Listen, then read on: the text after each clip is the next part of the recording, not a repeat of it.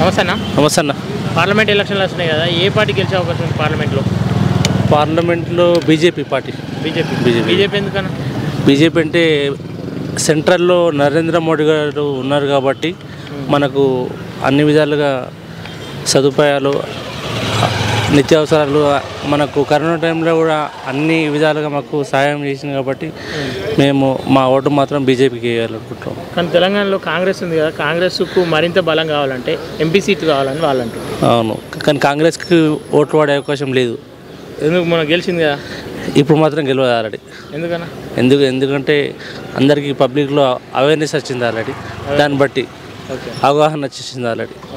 ఈ ప్రాంతం నుండి పార్లమెంట్ ఎన్నికల్లో ఎవరు గెలిచే అవకాశం ఉంది? ఎంపీ అరవింద్ గారు.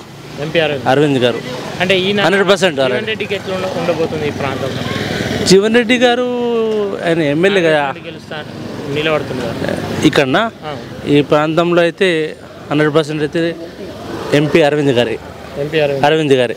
అంటే జనాల నాడి ఆయన ఏం చేసిండు ఈ ప్రాంతానికి అయితే అభివృద్ధి అనేది ఒక పసుపు బోర్డు అని చెప్పేసి చెప్పిండు ఆల్రెడీ, వాగ్దానం చేసిండు ఆల్రెడీ. అది లాస్ట్ ఎలక్షన్ టైంలో విడుదల చేసిండు ఆల్రెడీ. నా ఒపీనియన్ బట్టి అంటే అంతా నరేంద్ర మోడీ గారి నాయకత్వం తరపు నుంచి మా యొక్క ఓటు బీజేపీకి. అంటే అరవింద్ని చూసి ఏమన్నా మారే అవకాశం ఉంది? ఉన్నాయి కొన్ని.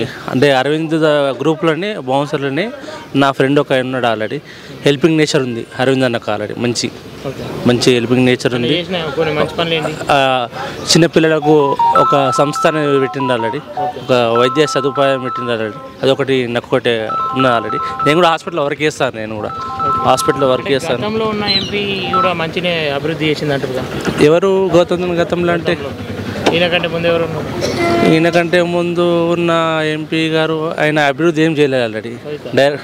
కవిత గారు అభివృద్ధి అయితే మాకే కనవలేదు. అవే మాకు సంక్షేమ పథకాలు అందలేవు, మాకు ఏం అందలేవు ఆల్రెడీ. అంటే ఎప్పుడన్నా ఇప్పుడున్న ప్రస్తుత ఎంపీ ఎప్పుడన్నా జనాల్లో కలుస్తాడా? కలుస్తాడు, మాట్లాడతాడు ఆల్రెడీ. మాట్లాడతాడు. అంటే జీవన్ రెడ్డికి ఎట్లుంది మనగడ? ఇప్పుడు జీవన్ రెడ్డికి అయితే ఇటు మనగడ లేదు, మాకైతే లేదు. నిజామాబాద్ సైడ్ అయితే లేదు మాకు. అటు ఆర్మూర్ అయితే మాకు చెప్పలేము. ఇక పార్లమెంట్లో అయితే Arvind sir compulsory win already. 99% win already. ఎలక్షన్ల తర్వాత మాట చెప్పగలుగుతాను. పక్కా షూర్ ఆల్రెడీ. ఓకే అన్న, థ్యాంక్ యూ.